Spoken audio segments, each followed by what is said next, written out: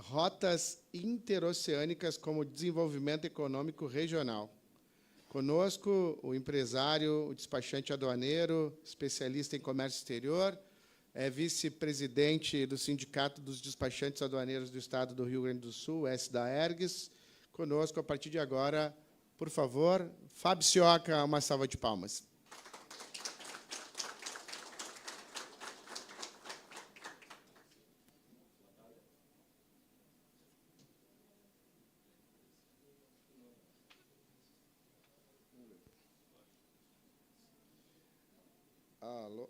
Alô. Aqui funcionou.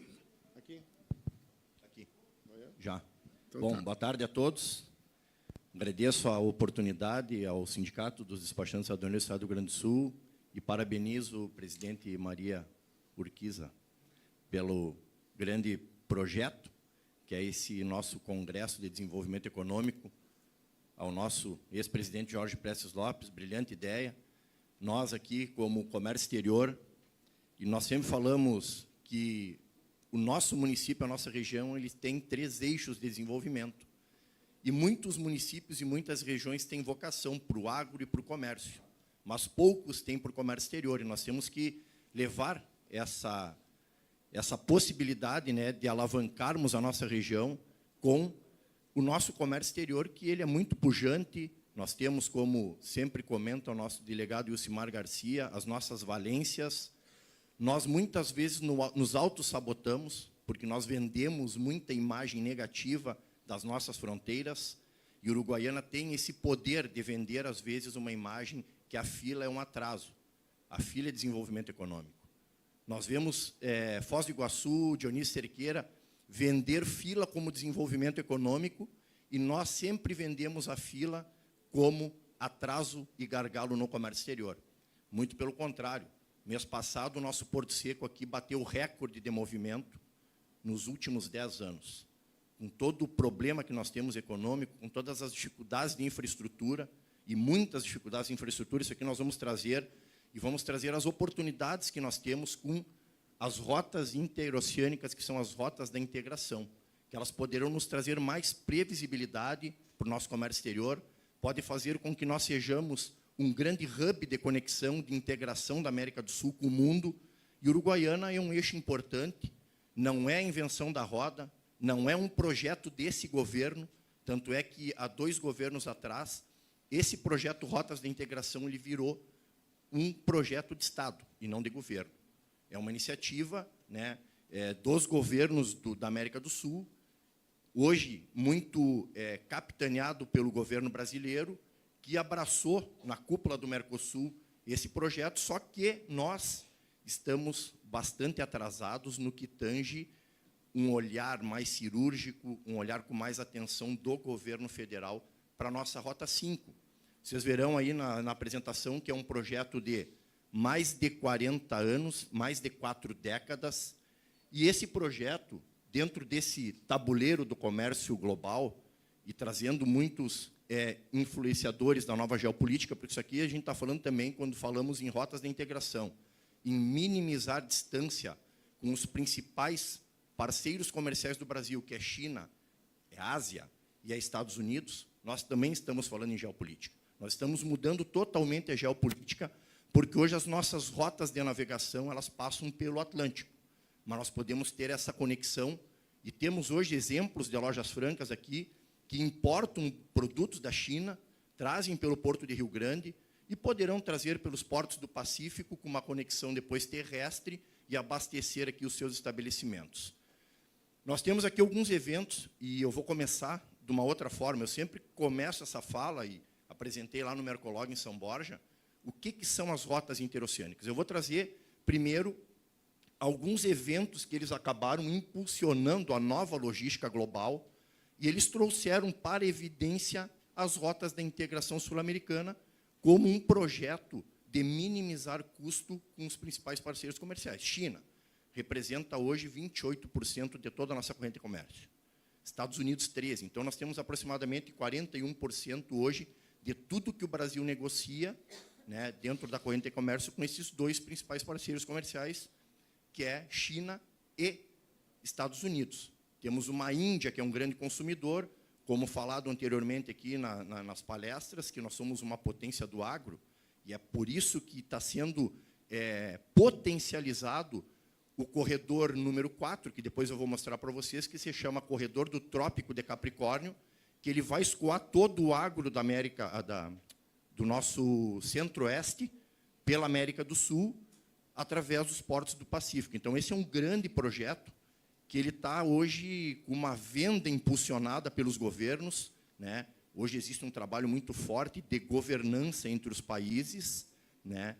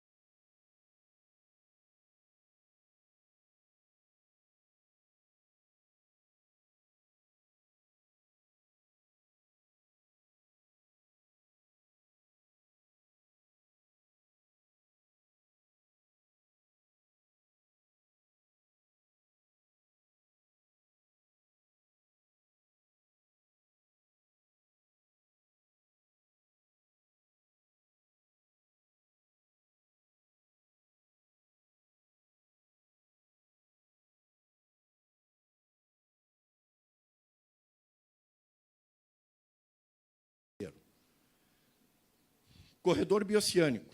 Agora a gente entra no corredor bioceânico para mostrar o que a gente precisa como fortalecimento regional, dentro de todo esse cenário de imprevisibilidade que nós temos, devido a esses eventos que nós tivemos aí nos últimos 5, 6 anos. A gente fala que não existe desenvolvimento, e foi falado, acho que pela manhã também, né? E não existe desenvolvimento sem aproximarmos distância. Acho que a primeira palestrante fez esse comentário. E sem a integração. Nós realmente, hoje, a gente fala muito em integração, nós debatemos integração, mas, para quem não é do comércio exterior, muitas vezes, e a gente discute muito nos fóruns que nós temos bilaterais, nas comissões locais de facilitação do comércio, principalmente junto com a Receita Federal do Brasil, que tem feito um trabalho colaborativo com a iniciativa privada e os outros órgãos de controle, porque as mercadorias importadas, no contexto normal, elas fogem totalmente daquela realidade do produto importado pela loja franca. Hoje, no painel das lojas francas, foi comentado aqui a questão que os produtos eles não têm intervenção de órgãos de controle. Realmente, os produtos de loja franca, eles hoje estão numa lista de exceção, e, pelo chamado tratamento administrativo, eles não precisam de intervenção de nenhum outro órgão de controle, que seriam órgãos regulatórios, Inmetro, IBAMA, Anvisa, Ministério da Agricultura. Lista de exceção. Tu vai importar um vinho hoje, dou um exemplo, tu precisa ter toda uma regulamentação do Ministério da Agricultura, o estabelecimento tem que ter registro, e o produto tem que ter todo um tratamento, inclusive se aquele tipo de vinho nunca entrou no país e não vem com aquele certificado específico, é obrigatória a coleta de amostra, envio para o laboratório, e o importador não pode comercializar até sair o resultado. Isso aí para a segurança alimentar. Foi falado na palestra anterior aqui que o Brasil hoje ponteia a segurança alimentar. E, realmente, o controle aduaneiro ele traz essa segurança para nós, não apenas tributária, mas também a segurança da nossa cadeia alimentar, porque nós importamos muitos produtos desses segmentos. Então, mostra o quanto é importante essa questão do controle. O Brasil hoje possui 17 mil quilômetros de fronteiras com as outras 10 nações que dividem fronteira com o Brasil. Nós temos 11 estados da federação que dividem fronteira com 10 nações. São 16,9 mil quilômetros, para ser mais preciso. Temos 588 municípios na linha de fronteira, que é aquela linha de 150 quilômetros da divisa.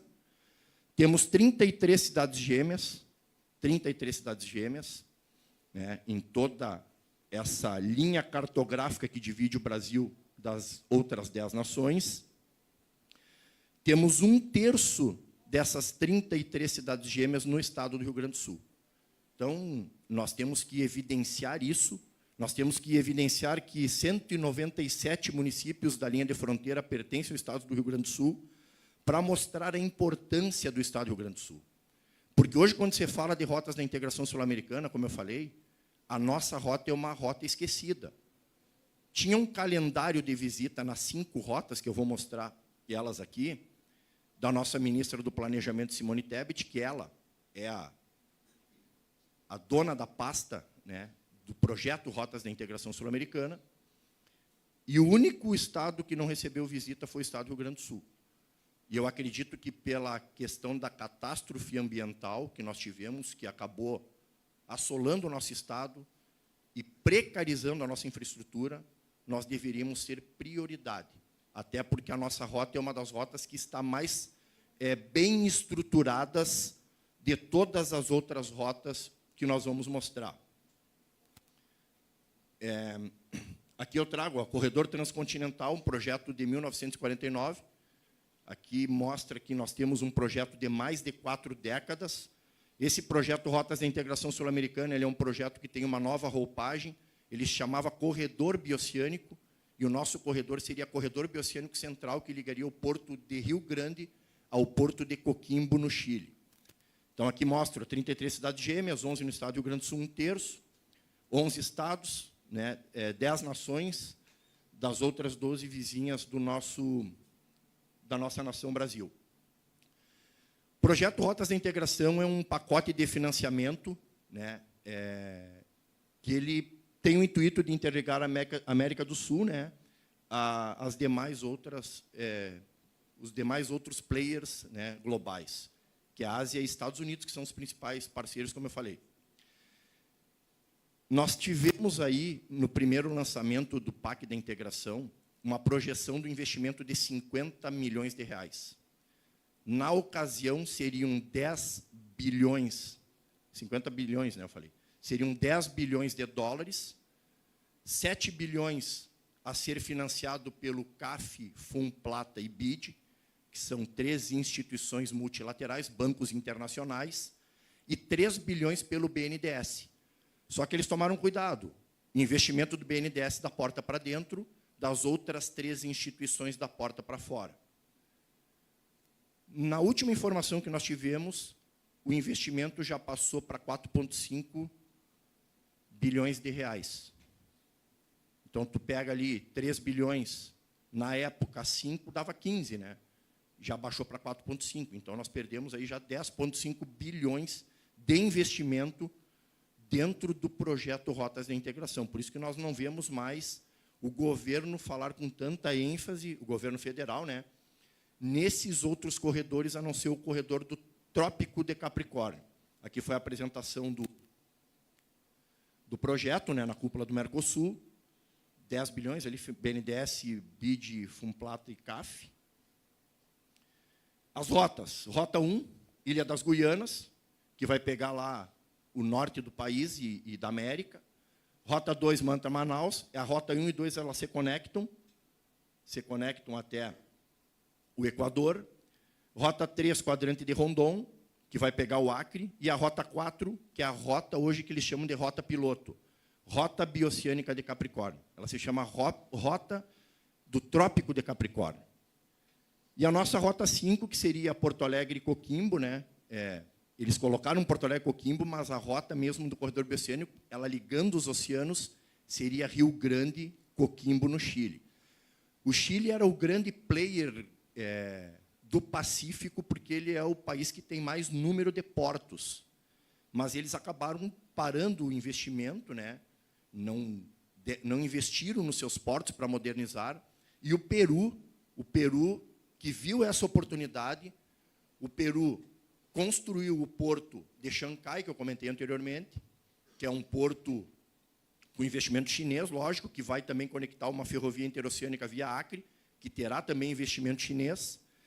E os Estados Unidos, por isso que eu digo que é uma questão geopolítica, eles já estão para construir um porto em Arequipa, que é no sul do Peru, que se chamará Porto de Curió, que será um porto com investimento americano, 3 vezes mais ao porto de Xangai, que teve esse investimento chinês. Então, ficou uma guerra para os países do Pacífico serem o hub de conexão da América do Sul, principalmente com a Ásia, que, se juntarmos hoje Ásia e China, nós temos aí 3 bilhões de habitantes, que é um potencial consumidor, né, de todo esse agro que nós temos aqui no Brasil para podermos abastecer o mundo, principalmente a Ásia. E as rotas da integração sul-americana, elas também estão sendo construídas porque a África hoje atentou e ela está tentando fazer com que o agro se fortaleça, porque ali será um caminho muito mais curto para a Ásia e é um grande concorrente nosso. Essa é a nossa rota. Ela corta até o Porto de Coquimbo, como eu comentei. Tá? Ali pegaria a BR-290.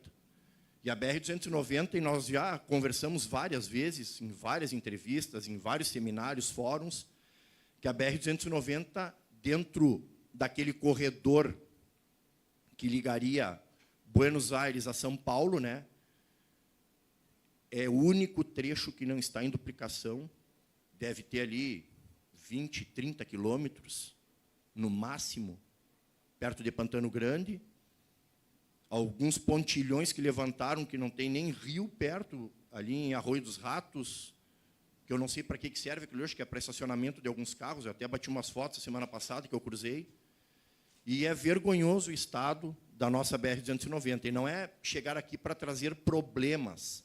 Quando nós temos um projeto do governo federal com os demais países, nós precisamos ver onde nós precisamos ter investimento. E nós não conseguimos aqui, como iniciativa privada e como entidades representativas do comércio exterior, e nós somos o sindicato dos despachantes aduaneiros e representamos importadores e exportadores. Nenhum movimento consolidado para que nós tenhamos os investimentos necessários para que essa rota realmente ela comece a funcionar como nós necessitamos que ela funcione. Aqui está o calendário que eu comentei para vocês, que seriam as visitas. Maio, isso aí é 2024, não tivemos a presença da ministra no Estado, visitando todas as demais rotas, teve a visita do governo federal. E não é apenas, né, a 290. Nós não podemos esquecer da São Borja, que é um outro eixo que liga, que tem a 472, que depois eu vou mostrar o que a fronteira oeste representa em números. São números muito importantes, disponibilizados pelo nosso delegado adjunto, que está aqui, Vinícius Magoga, que eles têm trabalhado, a Receita Federal do Brasil, os números para mostrar as nossas potencialidades e o quanto nós representamos para o governo federal e para o comércio exterior e para a economia do país. Ponte do Rio Ibiqui. Então, nós não podemos ter uma rota de integração com uma ponte do Rio Ibiqui de 1888. Uma ponte do século XVIII. Nós já debatemos, já discutimos, a própria 472 até, a ponte ali, ela está intransitável. Mostra, assim, um pouco do descaso que nós temos do governo federal para essa rota importante, para esse corredor. E é um assunto, né, Kessler, que veio o presidente da Câmara Brasil-Chile há quantos anos atrás aqui debateu o corredor bioceânico central. Falo isso aí, acho que mais de 10 anos atrás, que nós já debatíamos o corredor bioceânico.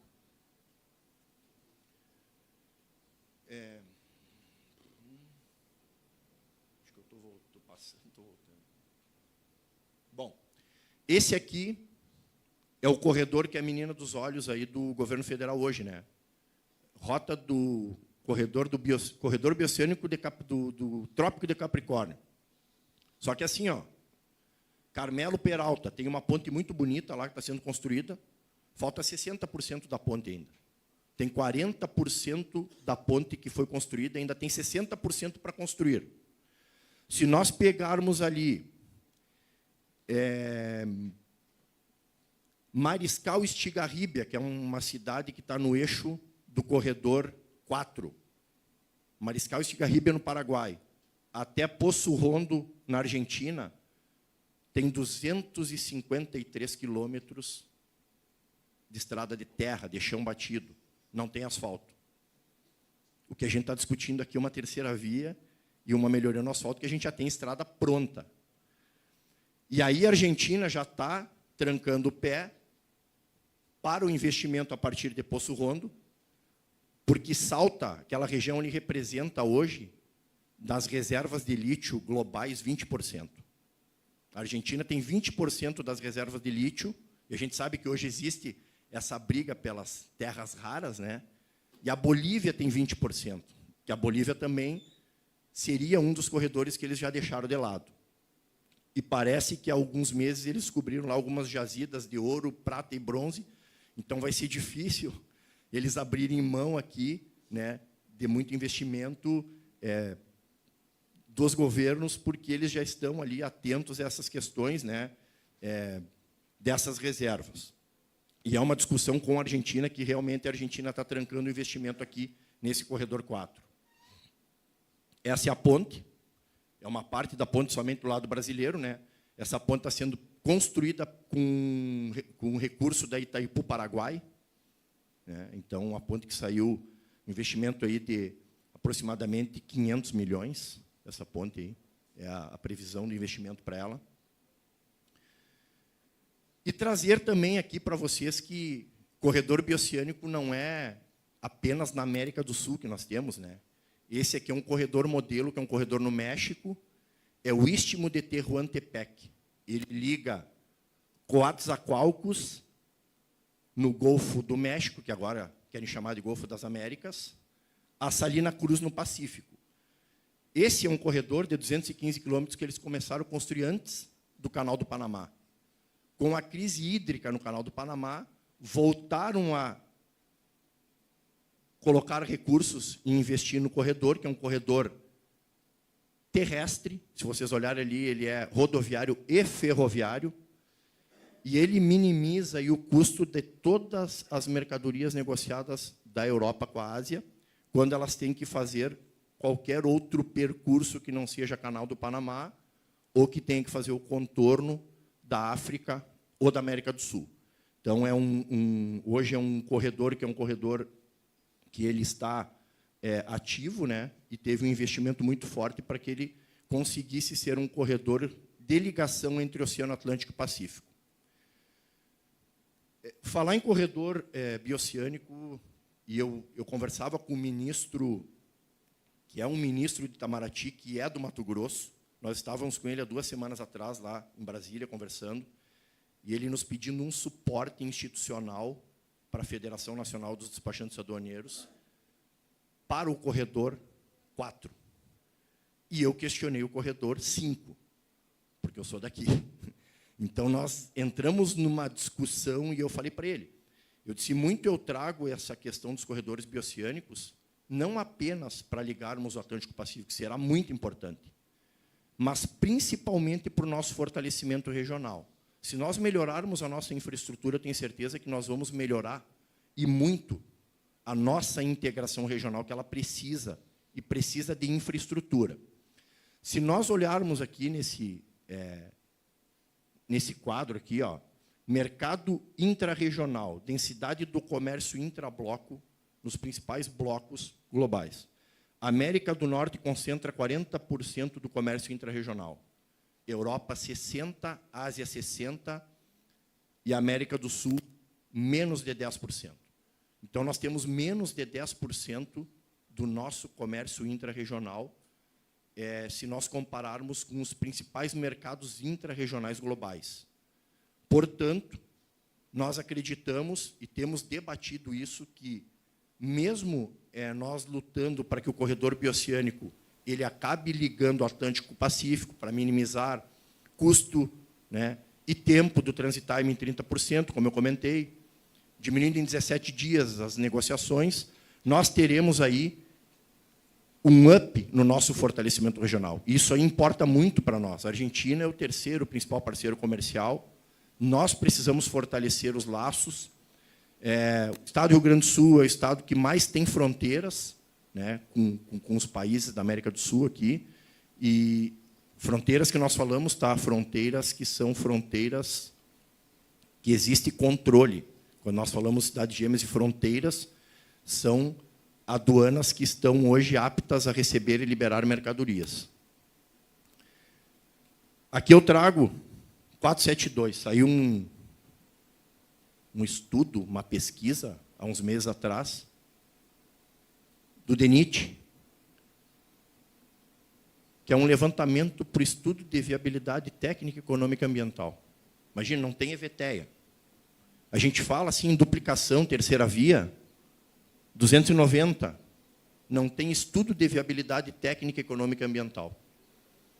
Então, antes de nós falarmos, e aí nós precisamos cobrar, e eu acho que o nosso promotor, o Barbará, foi muito feliz na colocação dele hoje pela manhã em falar da representatividade política. Nós não podemos ficar escutando os nossos representantes ou não representantes que queiram nos representar, falar em duplicação, falar em terceira via, audiência pública, tapar buraco. Nós não podemos mais ficar discutindo questões pequenas. Nós precisamos discutir melhoria da nossa artéria econômica do Mercosul, que é a 290, principal artéria econômica do Mercosul. É terceira via, é asfalto novo. É importante amanhã nós questionarmos aí o nosso superintendente, que vai estar aqui, né, do DENIT. Por que eu cruzo hoje aqui na 290, eu vejo as empresas tapando buraco. Daqui a 3 meses, o mesmo buraco está aberto. Qual é o problema? É material precário? É caminhão com sobrepeso? Então, a gente não pode mais se omitir de cobrar, a gente não pode se omitir de trazer as nossas inquietudes, até porque isso aí atrasa o desenvolvimento econômico da região. Se nós circularmos ali, claro, tem uma densidade populacional muito maior ali na região noroeste, mas tem obra para tudo que é lado. Está bem, de repente, eles precisam de uma duplicação mais que nós, mas nós precisamos de uma terceira via. É inaceitável 1,5 milhão de turistas ingressarem aqui por Uruguaiana, só perdemos para Guarulhos, acho que o delegado comentou hoje pela parte da manhã, e nós termos a 290 trevos com acessos precários. Não pode. E não é reclamar, é que a gente tem que também trazer os problemas no sentido de que temos fluxo. Somos uma fronteira natural. Nenhuma fronteira é tão natural quanto a nossa. Então, a hora da escolha é Uruguaiana. Nós já tivemos aí várias situações, Dionísio Cerqueira, com tratamento tributário diferenciado de Santa Catarina, que paga menos ICMS ou difere o ICMS, e aí os importadores estabelecidos no estado de Santa Catarina acabam tendo uma condicionante de obrigatoriedade de liberar as mercadorias em portos, aeroportos ou no ponto de fronteira de Dionísio Cerqueira, que é a única fronteira terrestre que eles têm. Eles colapsaram a fronteira, porque eles não têm estrutura. E Uruguaiana e São Borja aqui com uma capacidade absurda de absorção de movimento. E nós debatíamos, e aí é tudo força política. O Ministério da Agricultura colocou 6 ou 7 servidores do Ministério da Agricultura em Dionísio Cerqueira. Os caras não têm 1/10 do nosso volume aqui, se pegar Uruguaiana e São Borja. Então, uma expectativa de volume que vai ingressar por Dionísio Cerqueira, vão colocar servidor. Cara, isso aí não existe. Nós temos que trabalhar com o fluxo que existe e com o número de servidores que nós precisamos. Senão, o nosso quadro não fica nem deficitário, ele chegou a ficar precário aqui em Uruguaiana e São Borja. Então, é isso que a gente tem que trazer. Não pode nós, em 2026, quase, nós não termos um estudo de viabilidade técnica, econômica e ambiental. Isso aqui é inaceitável. Temos que ter um olhar além da infraestrutura, lógico, e a gente fala muito em fronteiras conectadas, né, em integração, mas eu vou falar depois um pouquinho da integração, porque não é só integração física, tá? E as pessoas acabam, às vezes, tendo uma impressão um pouco equivocada. O que eu vi lá na conversa com o ministro? Existe uma governança transnacional. Tu vê que hoje os governos do Brasil, Paraguai, Chile e Argentina conversam para debater o corredor.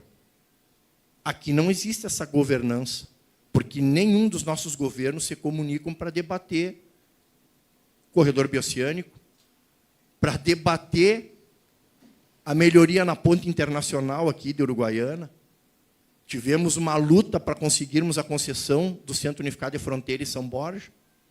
Então, é uma dificuldade essa governança transnacional. Governança multinível.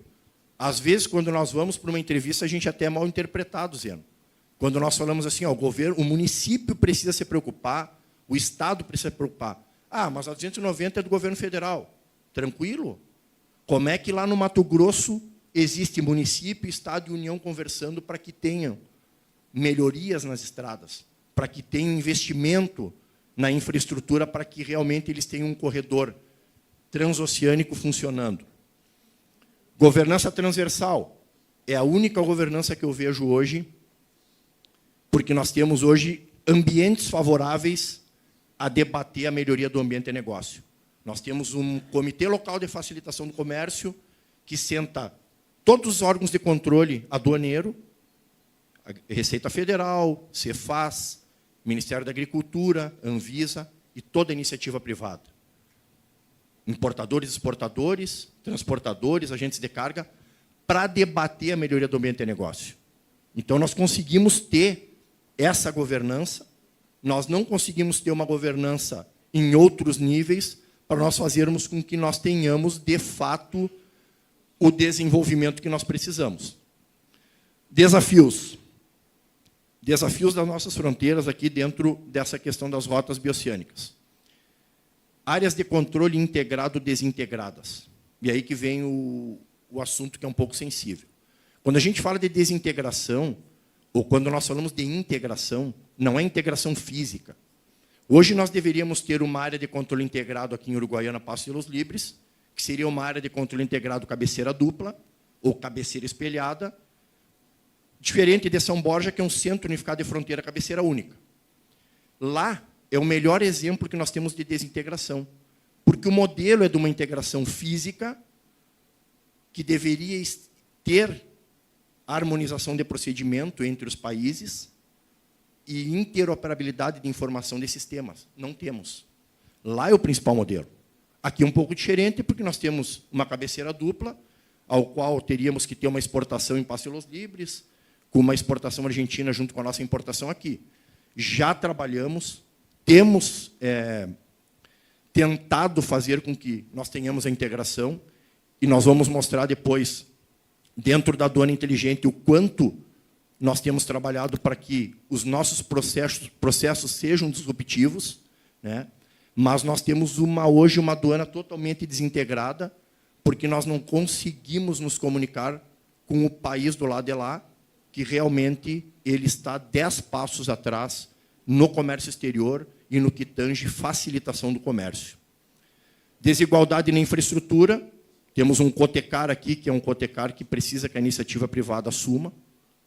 Urgente, porque nós não temos hoje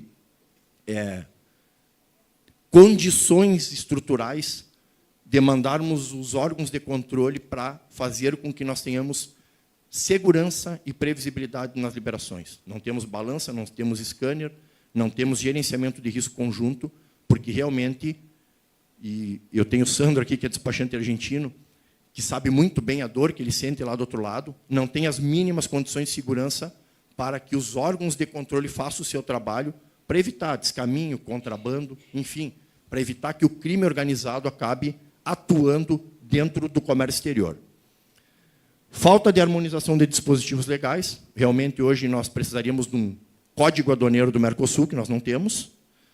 Necessidade de interoperabilidade das janelas únicas, que são os sistemas de ambos os países se comunicarem, se conectarem, para que as informações elas acabem sendo interoperáveis entre os órgãos de controle. Falta de vistoria conjunta. O que é uma vistoria conjunta? De um canal vermelho, que é uma verificação física da mercadoria, a aduana argentina com a aduana brasileira, em conjunto, façam uma vistoria.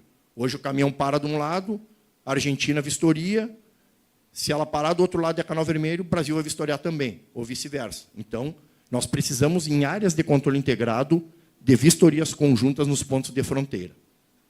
Inexistência de gerenciamento de risco compartilhado, isso aqui é muito importante. Falava-se muito hoje em canal verde de liberação. Nós temos aí uma média, e o Vinícius me comentava hoje no almoço, o CDE, a média é 5%. Nós temos uma média menor que a do OCDE, de 4%, em canal verde da Receita Federal do Brasil. Porque agora, com o novo processo de importação, nós teremos a janela única de parametrização, onde pegarão todos os órgãos de controle. Hoje nós temos uma operação que ela deve obedecer uma ordem cronológica, né? Ela tem um sequencialismo. O Ministério da Agricultura defere, Receita Federal libera. Anvisa defere, Receita Federal libera. Agora não, vai ter um paralelismo. Todos vão poder fazer as vistorias e fazer as suas liberações. Então, teremos uma janela única de inspeção que aumentará o canal vermelho, possivelmente para 12%, porque nós temos um gargalo e uma situação um pouco particular, que é o Ministério da Agricultura, que tem que fazer vistoria realmente em produtos que são de consumo humano. Inexistência de governança entre os governos, foi o que nós falamos aqui no slide anterior. Quais são as oportunidades? Tá? A remodelagem da logística, nós teremos aí uma multimodalidade, talvez, levando mercadorias para a China, também tendo esse trânsito terrestre junto aos portos do Pacífico. Fortalecimento regional, se tivermos hoje, porque não adianta falarmos aqui de corredor bioceânico se nós não tivermos fronteiras e aduanas conectadas. As aduanas têm que dar fluidez ao processo, senão nós teremos só ótimas estradas e aduanas engessadas, aduanas analógicas. As aduanas elas precisam ser hoje digitais. Integração sistêmica, né, harmonização de políticas aduaneiras, sanitárias e ambientais. Aqui a redução dos custos. Fronteiras deverão ser hubs de conexão e integração, deixando de ser apenas pontos de passagem que nem nós, muitas vezes, somos.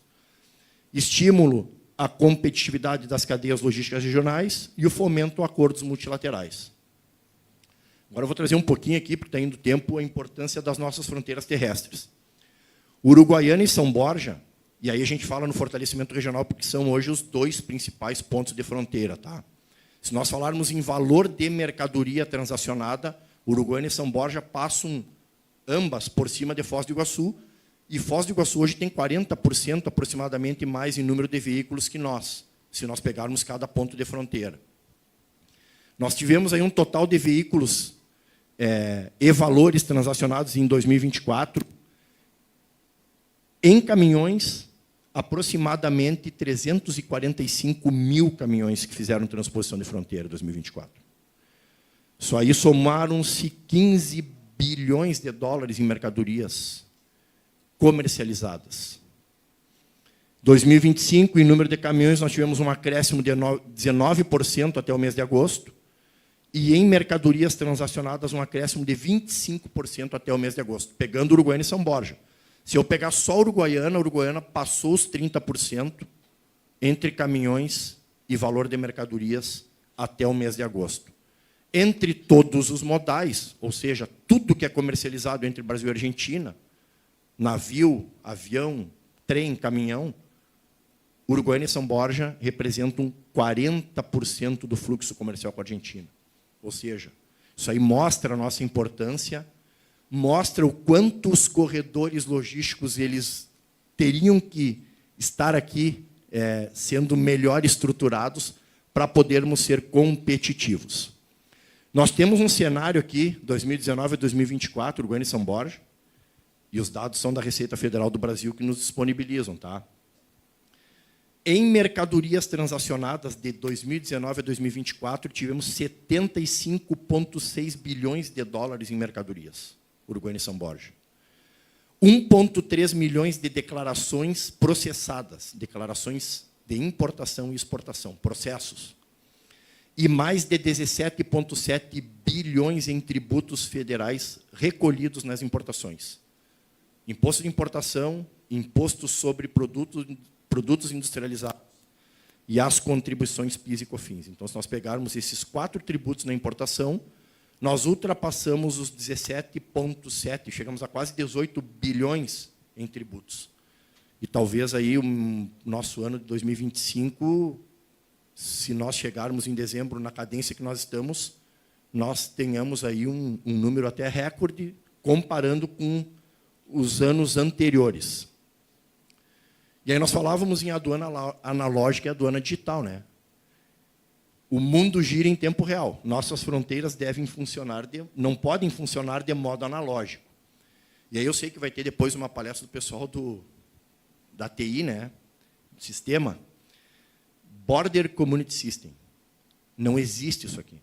Se nós falarmos em aduanas conectadas, nós precisamos puxar os projetos do Port Community System, que é a comunidade portuária conectada, e comunidade aeroportuária conectada. Não foi implementado ainda no Brasil nem o PCS, nem o ACS. Algumas alfândegas da Europa possuem, e da Ásia também, dos grandes tigres asiáticos, e é um grande modelo de fazer uma hiperconexão de todos os players do comércio exterior em um único ambiente, com uma gestão de informações. Isso aqui é muito importante, isso aqui já está sendo trabalhado, tá, a nível de Brasil, para algumas entidades, e nós poderíamos, né, Border Community System não existe. Existe o PCS e o ACS, aeroporto e porto. Só que nós aqui, como fronteira rodoviária, temos que também tentar ter algo que nos beneficie dentro desse contexto. Travou? Foi? O Border Community System. Bom, esse aqui, falar em... O senhor me permite, né, delegado? Vai ser lançado na próxima segunda-feira, está chegando toda a cúpula de Uruguaiana, toda a cúpula da Receita Federal do Brasil em Uruguaiana, inclusive o Márcio Demarco, né? Marco Demarco, que é o personagem lá do Área Restrita, quem olha lá o programinha, o Área Restrita, aquele do aeroporto de Guarulhos, que ele é o cara, está chegando junto com o Fabiano Coelho, que é o nosso subsecretário, mais o Felipe Mendes, que é o chefe da Coordenação Geral de Aduana, o pessoal de Itamaraty, está vindo toda a chefia do nosso delegado aí, para fazer o lançamento da vigilância aduaneira inteligente. Só que ele precisava fazer uma palestra sobre o VAI, que o VAI é primeiro sistema com smart border, né? Fronteiras inteligentes. Então, o motorista chega com um QR Code ali na entrada da alfândega e faz a liberação sem precisar de um servidor. Já existe todo um trabalho de gerenciamento de risco acerca dos dados e das informações prestadas de forma antecipada e vai ser espelhado para o Brasil inteiro. Esse modelo, criado em Uruguaiana, por isso que eu digo, não somos aqui, não podemos estar vendendo só, né, o que não funciona. Aqui funciona também. Se fala em fronteira inteligente, Uruguaiana é modelo para o Brasil e para a América do Sul.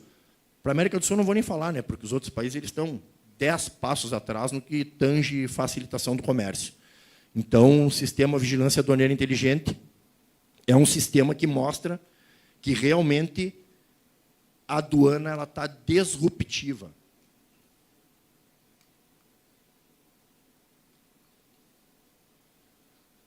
Tudo isso que eu trouxe aqui,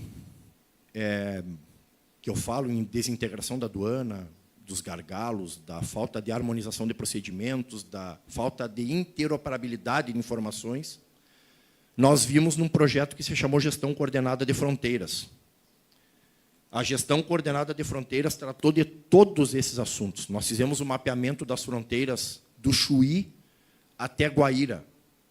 E os estudos eram estudos de 3 dias, mapeamento do processo local com os países vizinhos. E aí fizemos aí o estudo junto com o Uruguai, Argentina, Paraguai, teve Chile e Argentina, teve Uruguai e Argentina, e nós conseguimos desenhar todos os gargalos que nós temos nas operações. Então, tivemos estudos da iniciativa privada, no outro dia, todos os órgãos de controle, setor público, e no terceiro dia, uma discussão público-privada para ver onde nós temos os problemas e onde nós podemos implementar melhores práticas para a melhoria do ambiente de negócio, para a fluidez das operações e para trazermos previsibilidade para o comércio exterior brasileiro. Então, esse projeto aqui, ele apontou, né, tudo o que nós precisamos, tem um relatório gigantesco, e nós vimos que temos muito a melhorar, né? O setor público tem trabalhado, e é por isso que a própria Receita Federal do Brasil tem externado os números, porque nos debates nós somos do ambiente regulado, dentro desse ambiente regulatório. Eles regulam. Então, a informação ela não tem um portal de transparência se tu pegar um caminhão parado para saber exatamente o que está acontecendo. Então, são situações que a gente, de forma determinante, está trabalhando, porque, quando fala em aduana, todo mundo se refere muito à Receita Federal do Brasil, que é a gestora da aduana. Mas, às vezes, nós temos mercadorias paradas com licença de importação travada pela Anvisa, pelo Ministério da Agricultura, pelo IBAMA. Nós temos, para terem uma ideia, intervenção em todas as embalagens de madeira, né?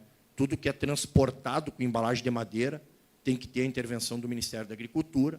Existe uma norma, um instrumento, um dispositivo legal internacional, que é a NINF 15, que ela trata da marca IPCC, ela tem que estar em conformidade para evitar qualquer ingresso de praga quarentenária dentro dos países, né, que fazem parte da FAO. Então, teve esse trabalho junto aí, né, e aí que realmente a Receita Federal tem implementado essas melhorias no que diz respeito aí à facilitação do comércio, à fluidez e à melhoria do ambiente nosso de negócio. Bom, para finalizar aqui, uma frase, né, conectar oceanos, que é o que a gente traz com as rotas da integração sul-americana, é importante, mas conectar nações é essencial. Então, nós precisamos fazer com que as nações se conectem para nós podermos ter realmente esse modelo implementado para o ganha-ganha de todo mundo. É o que nós conversamos. Quando nós fazemos aquele trabalho conjunto, esse trabalho colaborativo que hoje existe, e eu sou um despachante aduaneiro que tenho 30 anos, eu venho de uma outra, de um outro momento que não existia esse trabalho conjunto público-privado. Hoje é um momento totalmente diferente e a gente tem que aproveitar, porque, como eles dizem, e a frase do nosso subsecretário, é o ganha-ganha. Se nós trabalharmos essa melhoria do ambiente de negócios é o ganha-ganha para todo mundo. Então, obrigado pela atenção de todos. Agradeço a disponibilidade aí e o prestígio de estarem aqui me escutando.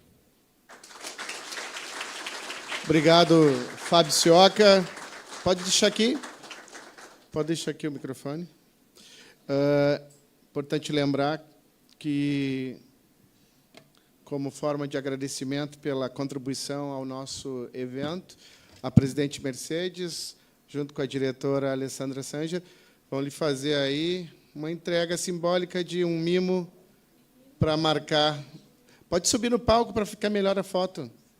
Aí sim. Todo mundo feliz na foto. A foto fica bem, olha só. Aí está, então. Fábio Sioca, muito obrigado pela participação. Rotas interoceânicas como desenvolvimento econômico regional. Lembrando que o Fábio vai ficar